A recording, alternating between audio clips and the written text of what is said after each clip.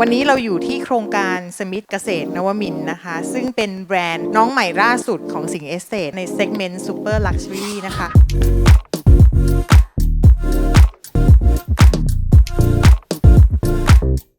สมิธเนี่ยจะเป็นโครงการที่ Product จะเป็นบ้าน3ชั้นนะคะใน1โครงการของแบรนด์สมิธจะมีจำนวนน้อยมากซึ่งทำให้เราสามารถที่จะ Customize แปลนบ้านหรือฟังก์ชันบ้านเนี่ยให้ตรงกับ Target Group ให้ดีที่สุด